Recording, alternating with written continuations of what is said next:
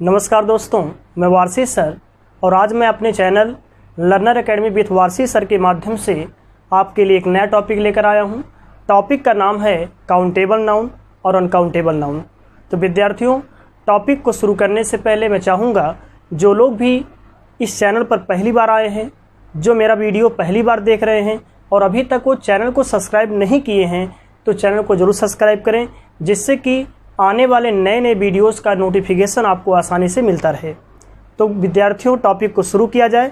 जैसा कि आप देख रहे हैं, टॉपिक आपके सामने है काउंटेबल नाउन और अनकाउंटेबल नाउन। काउंटेबल नाउन जिसको हिंदी भाषा में आप देख सकते हैं गणनीय संज्ञा है, और अनकाउंटेबल नाउन जिसे हिंदी भाषा में अगणनीय संज्ञा के नाम से जाना जाता है। विद्यार्थी, ये एक ऐसा टॉपिक है जिसमें इंग्लिश पढ़ने वाले विद्यार्थियों में बहुत ज़्यादा कन्फ्यूज़न है, और ये एक ऐसा कन्फ्यूजन जिनको वो खुद भी नहीं जान पाते हैं कि वो कन्फ्यूज़ हैं।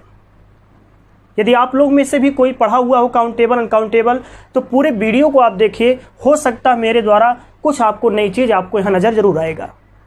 तो विद्यार्थियों, सबसे पहले जो कन्फ्यूजन की बात है, जिसमें ज़्यादातर लड़के कन्फ्यूज़ हैं, उनमें से मैं एक एग्जाम्पल आपके बीच रखने जा रहा हूँ। शायद आप लोग भी इसको गलत ढंग से समझ रहे हैं, और वो एग्जाम्पल है स्टार।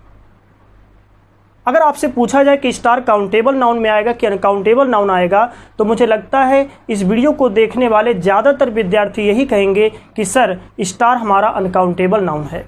जबकि विद्यार्थी, मैं क्षमा चाहूँगा, आप लोग गलत हैं, आपका काउंटेबल नाउन है। आप कहेंगे कैसे, हम लोग तो यही चीज़ बचपन से पढ़ते आ रहे हैं। तो आइए विद्यार्थियों, अगर इस बात को कंफर्म करना चाहते हैं, इस कन्फ्यूजन को आप अपने अंदर से दूर करना चाहते हैं, तो मैं चाहूँगा वीडियो को आप पूरा देखें, वीडियो स्किप न करें, फिर आपको समझ में आएगा कि कौन सी चीज़ सही था और क्या चीज़ गलत था। तो विद्यार्थियों, टॉपिक आपके सामने है काउंटेबल नाउन। सबसे पहले विद्यार्थी, मैं आपको बता दूं कि ये काउंटेबल जो शब्द है वो कैसे बना, जिससे कि आपका चीज़ जो टॉपिक है और ज़्यादा से ज़्यादा ईजी हो जाए। इसलिए सबसे पहले हेडिंग को समझने का प्रयास करें।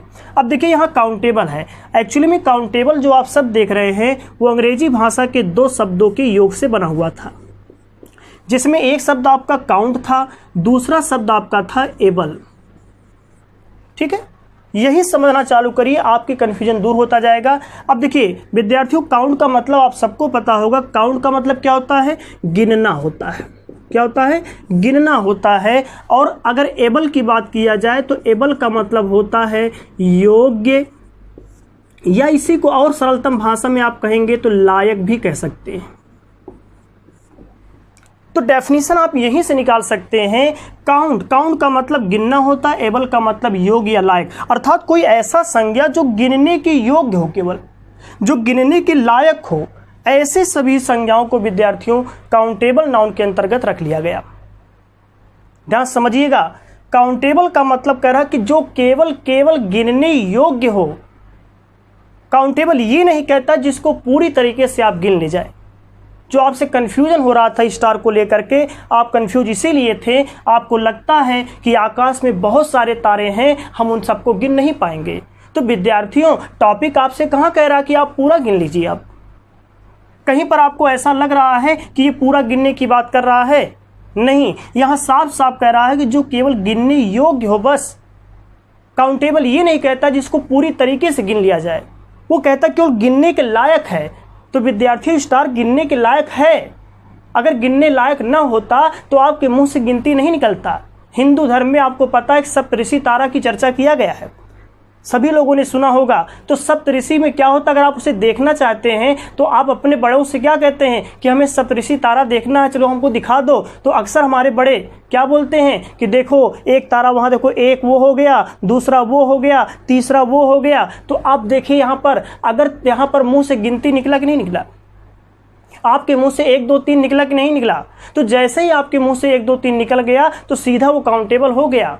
वहां पूरा गिनने की बात नहीं कर रहा है। और अगर जो है पूरा गिनने की बात कहा गया होता विद्यार्थियों, तो इस टॉपिक का नाम काउंटेबल नहीं, तब काउंटेड हो जाता। जब आपसे यह कहा जाए कि स्टार काउंटेड नाउन है कि अनकाउंटेड नाउन है, तब आप बोलते कि स्टार अनकाउंटेड है, जबकि आपको पता है टॉपिक में लिखा गया है काउंटेबल और अनकाउंटेबल। वो साफ साफ कह रहा है जो गिनने योग्य हो। तो विद्यार्थियों सीधा सीधा आप समझना है कि कोई भी संज्ञा आपके सामने रख दिया जाए, अगर आपको लगता है कि वो गिनने योग्य है कि नहीं, मतलब मुंह से 1 2 3 निकल रहा है कि नहीं निकल रहा, तो ऐसे सभी संज्ञा आप किस में आ जाएंगे, काउंटेबल नाउन। ठीक है, तो अब तक मैंने आपको इसके हिंदी से समझाया। अब देखिए, अब इसके डेफिनेशन को बताता हूं आपको। इसका डेफिनेशन क्या कहता है?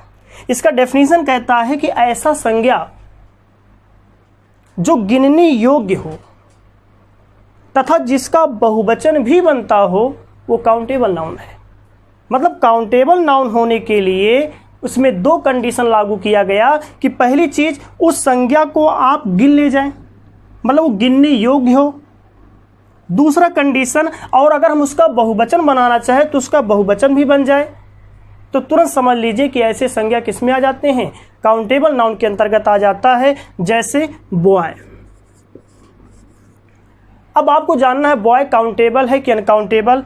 तो लड़के आप सभी लोग पता है, आप गिनती नहीं कर सकते हैं, 1 लड़का 2 लड़का 3 लड़का, बस उसमें चाहे जितना लड़का उससे मतलब नहीं है। 1 2 गिनती अगर आपका चल गया तो इसका मतलब वो संज्ञा किस में आ जाएगा, काउंटेबल। फिर जैसे मान लीजिए आपसे कहा जाए बस, जिस पे आप बैठ के जो है ट्रेवल करते हैं, काउंटेबल कि अनकाउंटेबल, काउंटेबल। अगर काउंटेबल ना हो तो क्या 1 2 3 बोलते ना बस में, 1 बस 2 बस 3 बस बोल देते कि नहीं बोल देते हैं, तो इसका मतलब बस किस में आ गया, आपका काउंटेबल नाउन आ गया।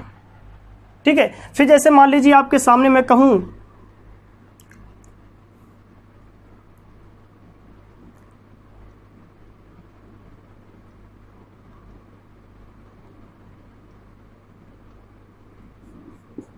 हाउस,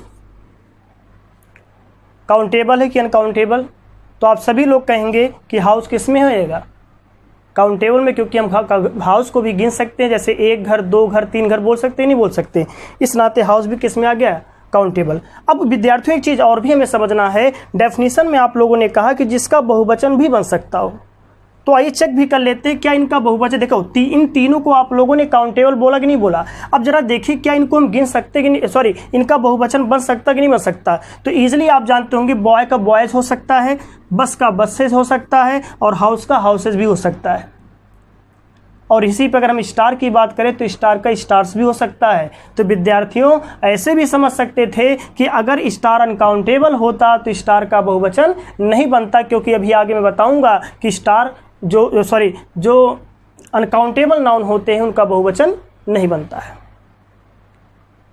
ठीक है, अब विद्यार्थियों देखिए आप लोग समझ चुके हैं, सीधा सीधा आपको समझना, काउंटेबल नाउन एक ऐसा संज्ञा होता है जो गिनने योग्य होता है तथा जिसका बहुवचन भी बन सकता हो।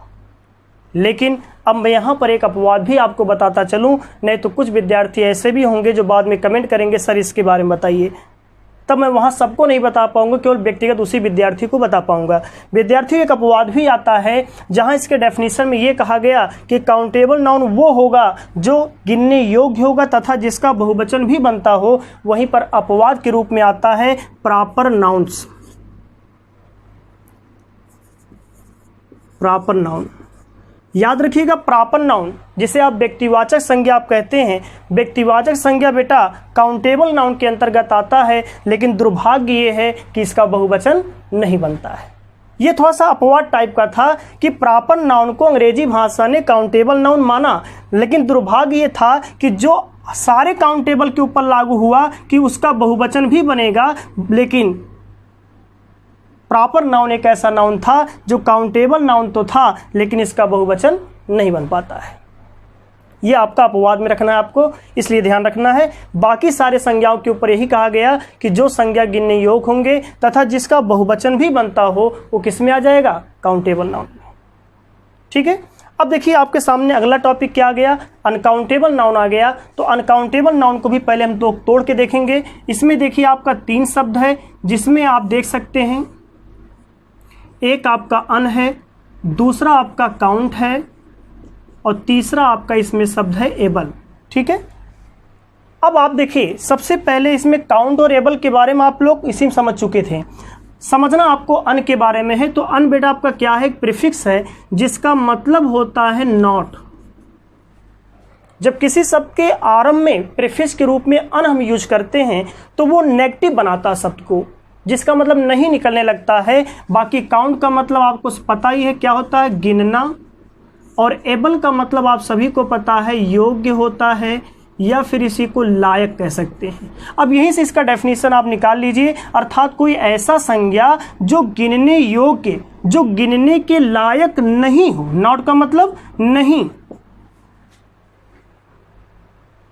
अगर आपको लग जाए कोई ऐसा संज्ञा है जो गिनने योग्य नहीं है, गिनने के लायक नहीं है, तो ऐसे सभी संज्ञा किसमें आ जाएंगे, अनकाउंटेबल नाउन के अंतर्गत आ जाएंगे। बेटा एक चीज याद रख, गिनने योग्य का सीधा मतलब है कि जहां आपकी जुबान से 1-2 गिनती न चालू हो पाए। यही पॉइंट आपको पकड़ना, जहां आपके मुंह से किसी चीज को देखने के बाद 1-2 मुंह से निकल गया तो काउंटेबल है, और नहीं निकल पाए, गिनती न निकल पाए आपके मुंह से, तो समझ लीजिए अनकाउंटेबल है। योग का यही मतलब था, वहां आपको पूरा गिनने की जरूरत नहीं था। कहीं पर आप लोग यहीं पर कंफ्यूज हुए, जब पढ़ रहे थे तो सारी कंफ्यूजन यहीं चालू हो गया। आप ये समझने लगे कि पूरा गिन लिया जाए तो काउंटेबल, और पूरा न गिन पाए तो अनकाउंटेबल। गलती बेटा आपका यहीं चालू हुआ था। तो याद रखिए, गिनने योग्य का सीधा एक मतलब समझिए कि जहां 1-2 गिनती चालू हो जाए वो गिनने योग्य, जहां मुंह से 1-2 गिनती न चालू हो पाए समझो गिनने योग्य नहीं है, तो अनकाउंटेबल है। तो अब तक मैंने इसके नाम को तोड़ के समझाया, अब इसके डेफिनेशन को भी समझा दूं कि अनकाउंटेबल नाउन के डेफिनेशन में क्या कहा गया था भाषा में।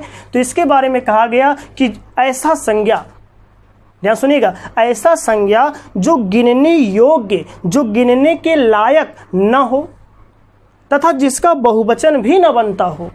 ध्यान रखिएगा, तथा जिसका बहुवचन भी न बनता हो, ऐसे संज्ञा अनकाउंटेबल नाउन के अंतर्गत आ जाएंगे।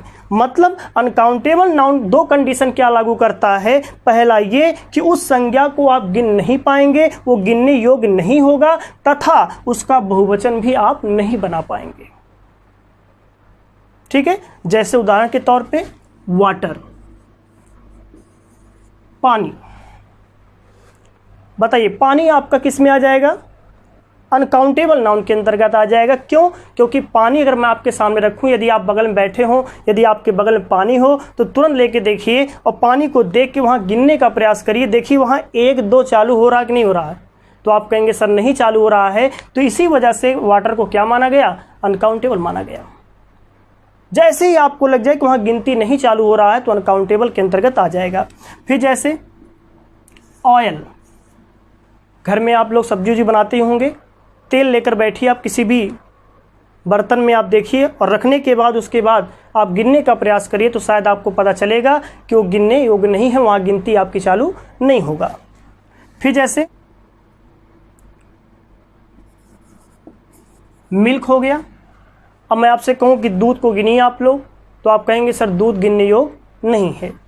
इसके अलावा फिर जैसे मैं आपसे कहूं गोल्ड, सोना, तो सोना भी किस में आ जाएगा आपका, अनकाउंटेबल नाउन। ठीक है, तो विद्यार्थियों इस तरह से आप लोग को समझना है कि कोई ऐसा संज्ञा जो गिनने योग्य ना हो वो अनकाउंटेबल, और जो गिनने योग्य होता है वो काउंटेबल।